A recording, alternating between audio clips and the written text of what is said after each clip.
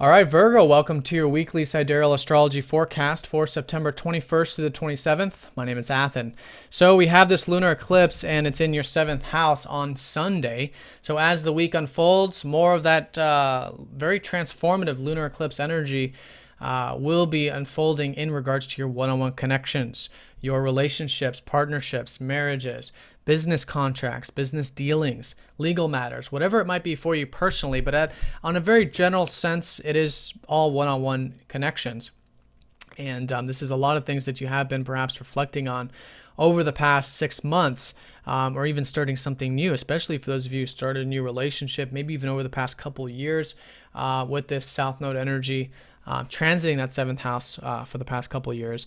But whatever it is, it's a culminating point now of the relationship stuff. In terms of, is it spiritually meaningful? It's in Pisces. So is it meaningful to you if it's a particular relationship?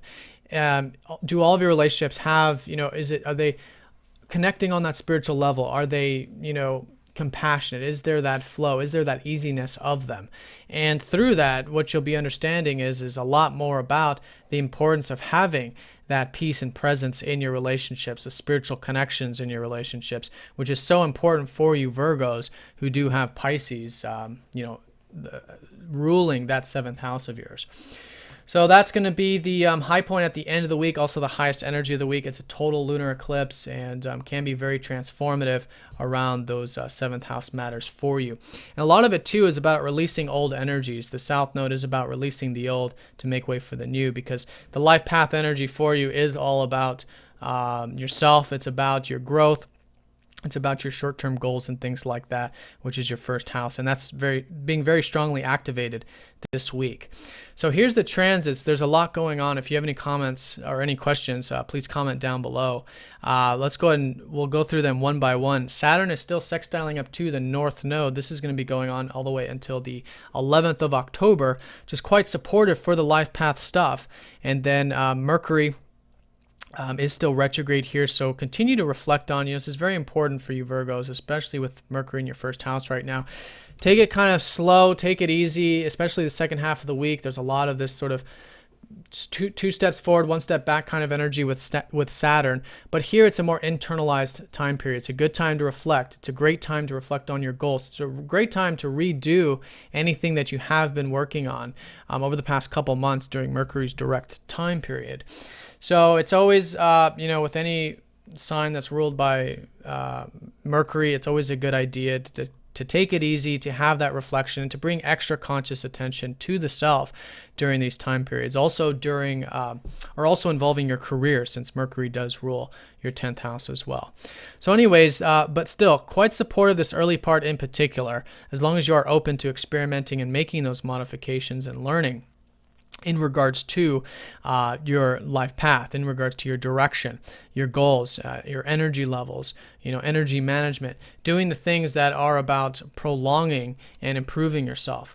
So that is going to be highlighted. It's a great week for those things. Saturn has been transiting your 2nd house for the past couple of years, so it's all about understanding more about your values and staying concrete with those values and honoring them. It's actually a good week for taking care of financial matters or material things, at least the first half in particular with this kind of transit. It could be great for the life path stuff. It's also an understanding of the importance of rest, relaxation. You've got a lot of energy still in your 12th house, and the sun ruling that 12th house going over the North Node does indicate that there can be quite a bit to be learned when they go exact here around Thursday. So also this early part of the week too, which is very important, is Venus is going to be trining up to Uranus.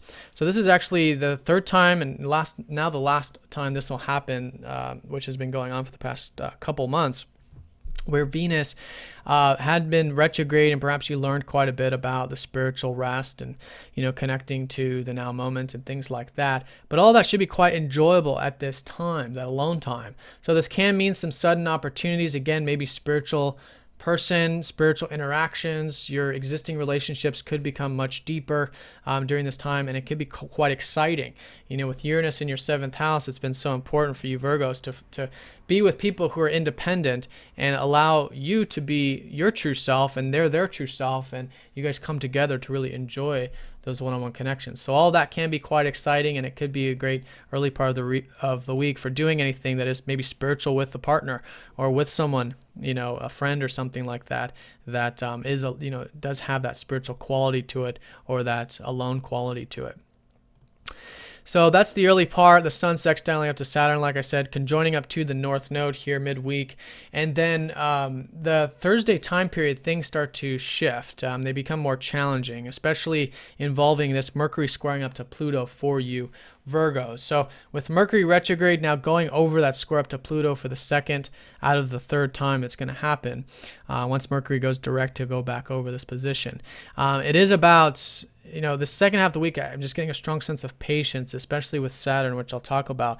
But here with Pluto, it's about stepping into the power to make change when it comes to the home and family matters. And this has been an ongoing theme with Pluto in the fourth house. So it's all about change. Pluto's actually going station direct this week on Thursday, or I think it's Friday. And then, so all the stuff that you've been reflecting on about home, family, how to step into a healthy sense of power with that, or make change to your roots in life on some level, will start to move forward. So bring attention to that, because that's what the square does. It tends to kind of feel like, it's coming out of balance. So if you bring extra attention to home and family stuff, as well as your goals, your drives, your ambitions, balance that with your relationships, then it can be a very constructive time for you. Now, since Mercury does rule your 10th house, while you are perhaps redoing the things around career this week, if you're open to making change there, maybe there are some things that you have to make a fundamental change to, may or may not come easy depending on your personal chart, but it can be very constructive when you're open to making change in that area. So that's the Pluto direct, especially involving your ruler. And this is too, because it's it's that you can be very deep, and you can be going through continued transformations, as you have been probably on some level over the past, few weeks since Mercury squared Pluto the last time. So it's very good to see the depth, to see the truth. Where can you make change? Where can you have non-attachment? So important for you guys to have non-attachment the second half of the week. And again, step into a sense of power, which is coming from compassion in the right place, when it is about doing what's right for you, doing what's right for your relationships and your roots or foundations in life. So that's going to be the most important part of the week, since it is Mercury. And then the second half of the week, pretty important too. Mars squares up to Saturn. So this is that patient energy I was talking about, where it's about 2 steps forward, 1 step back kind of thing. And so what's so important with that is that Mars in your 12th house is already about patience. It's already about asserting yourself, again, where you're getting enough rest, relaxation, things like that. So a square from Saturn means that if you are involved with anything working behind the scenes, if you are getting that rest and relaxation, that's great.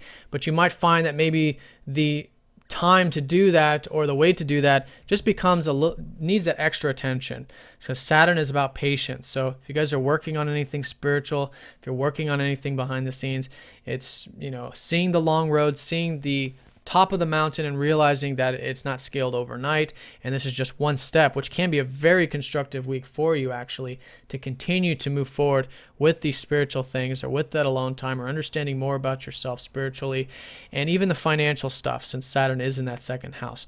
But it comes from patience, it comes from hard work, and being open to modification and change, and taking it slow, taking it easy, can be a very good way to work with it. And like I said, you can get actually a lot done with this kind of transit. So that's the major aspects. And then, like I said, that lunar eclipse is on Sunday. So this is going to be the culminating point, again, involving relationships, your one-on-one connections.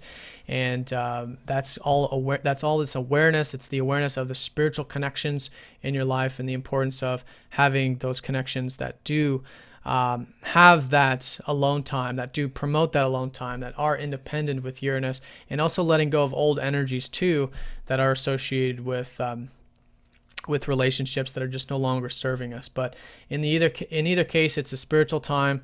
It's a total lunar eclipse. It's a spiritual time for all of us. So for you, it's reflecting on your relationships, and there can be quite a bit to learn about that part of your life.